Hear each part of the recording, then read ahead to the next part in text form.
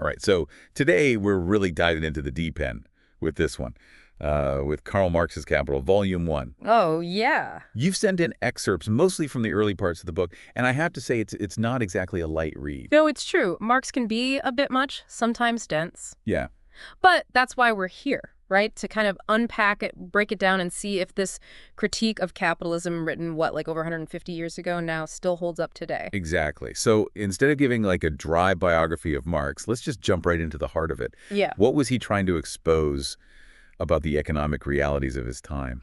Well, I mean, he's living in the Industrial Revolution, Right, in the thick of it. Exactly. He's seeing firsthand these inequalities between the factory owners who are getting rich and then the workers who are stuck in these often pretty brutal conditions.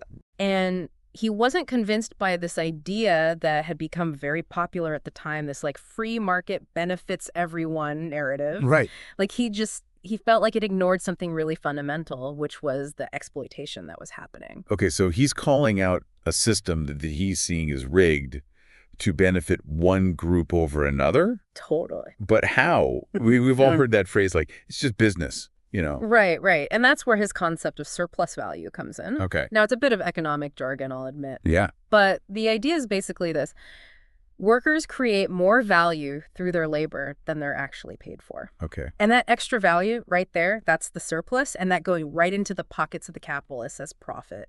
So it's kind of like, I'm thinking, like, if you're baking a cake, right? Like you put in all the ingredients, all the effort, but then someone else is coming in and taking a huge slice before you even get a taste. That's a great way to put it. That's exactly it. And Marx is arguing that this surplus value, this is the engine that drives the exploitation within capitalism. Right. I mean, it makes sense that he probably wasn't invited to too many dinner parties, given that. Probably not the most popular guy among the factory owners. But to even understand how this surplus value is possible. Yeah. We have to dig into some of his key concepts and how he's even defining things. Absolutely. Right. And one of the big ones is this distinction that he makes between what he calls use value and exchange value. Okay. So let's think about like a simple object, right? Like a coat. Okay, a coat. Its use value is obviously it keeps me warm. Exactly, you got it. Yeah. But then there's its exchange value, which is what someone is willing to pay for it in the market, right? Right. And Marx argues that under capitalism, the focus shifts from use value to exchange value. Okay. So things are valued not for what they do, right, but for how much profit they can generate. So it's not just about me having a warm coat. It's about how much that coat is worth compared to, say, my new phone or a week's worth of groceries. Or exactly. Precisely. Okay. And that brings us to another key concept, which is the commodity fetish. Okay, the commodity fetish. And it's this idea that we start treating commodities like they have these magical powers. Okay. And we forget about the human labor that actually went into making them. So, like, I walk into a store and I'm, like, obsessed with a pair of shoes that I see. And I'm completely glossing over the fact that someone, somewhere, was probably not paid fairly to even make these shoes. Exactly. The shoes, the phone, the coat, they become these objects of desire separate from the realities of their production. Wow. Okay. I'm starting to see what you mean about these ideas being relevant still today, because this whole commodity fetish thing, I think we all kind of experience that. For sure. But how does this all connect back to this idea of exploitation then?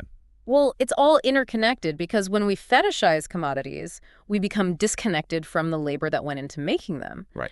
And that makes it easier to ignore the potentially exploitative conditions under which they were produced. So it's almost like the system is designed to keep us distracted by all the shiny objects. The shiny objects keep us from looking behind the curtain, right? Right. And that allows the extraction of surplus value to continue largely unnoticed and unchallenged. Okay, so Marx has laid out some pretty bold claims here about how capitalism functions. Yeah. But let's get even more specific. Let's do it. In the next part, we'll dive into some of the actual mechanisms of exploitation that he identifies, like his analysis of the working day. I'm ready.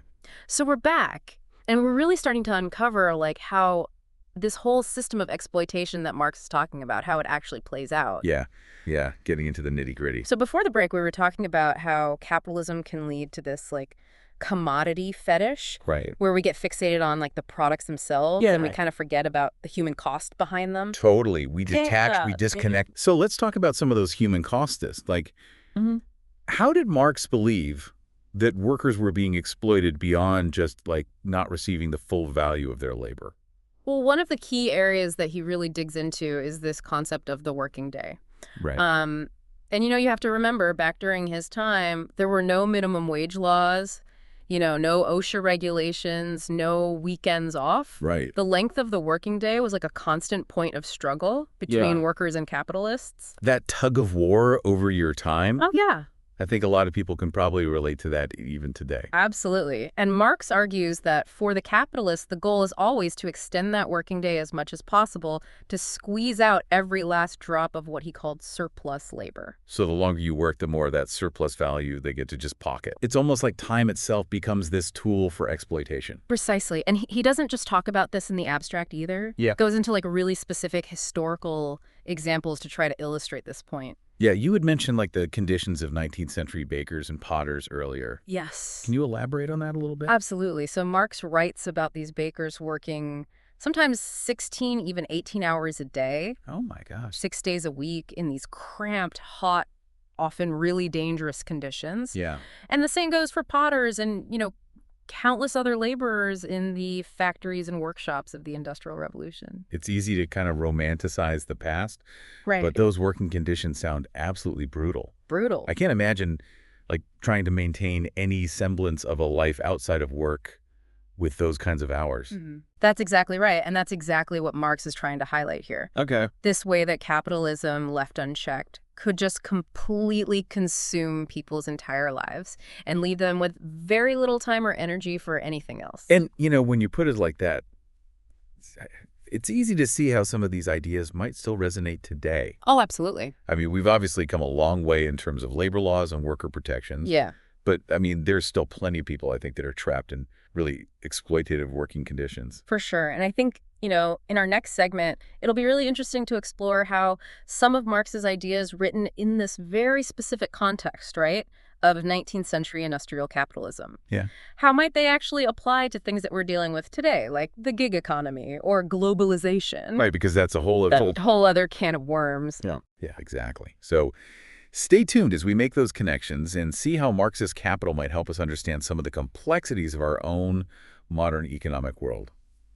We've spent this whole deep dive really getting into like the nuances of Karl Marx and, his ideas about capitalism. Yeah, from those factors all the way to like our anxieties today, right? Yeah, exactly. And through it all, this one like central question I think keeps coming up. Yeah. Is Marx's critique of capitalism still relevant today? Yeah. I mean, it's the million-dollar question, isn't it? Right. And I think to answer that, it's important to remember that Marx wasn't just critiquing like greedy individuals or, Right. bad apples. He was really pointing to what he saw as inherent flaws within the system itself. He was saying this is rigged from the start. Totally. Yeah, like this is baked into how it works. To favor the owners of capital. Exactly. And that brings us to one of, I think, his most powerful and enduring ideas. Okay. Which is that capitalism has within it the seeds of its own destruction. Okay, that sounds a little dramatic. It's a bold claim, right? Yeah, but how so? So Marx believed that by constantly seeking to maximize profits, right, drive down wages, Yeah. capitalism would inevitably create the conditions that would lead to its own downfall. Okay. He predicted that workers pushed to their limits would eventually rise up and overthrow the system. Now, obviously, that hasn't happened on a global scale. Right. Not yet, at least. But we do see examples throughout history of worker-led movements demanding better conditions, fair wages, more rights. Absolutely. And those movements, the struggles are still happening today, right? Yeah. Think about the fight for a living wage, the push for stronger unions, the anxieties around income inequality. All of these are echoes, I think, of the very issues that Marx was wrestling with.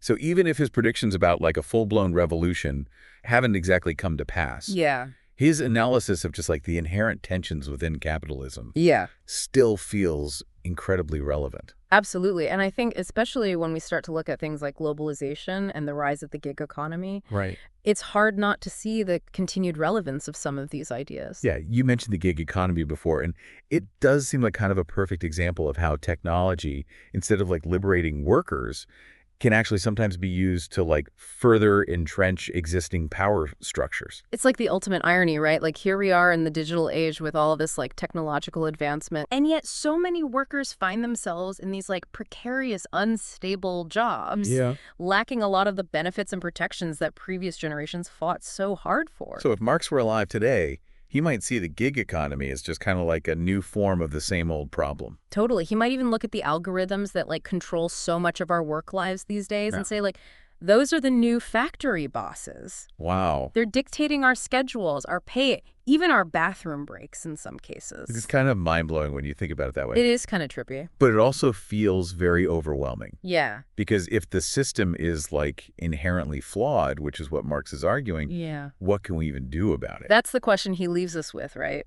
And there are no easy answers, but I think that engaging with his ideas, even if you don't agree with all of them, Right. Can at least help us to ask, I think, the right questions. questions about power, about Yeah. fairness, about what kind of world we even want to live in. Exactly. Yeah. And maybe by like asking those questions, by engaging in these conversations, we can start to imagine and create something different. A more just and equitable future, hopefully, for everyone. That's the hope, right?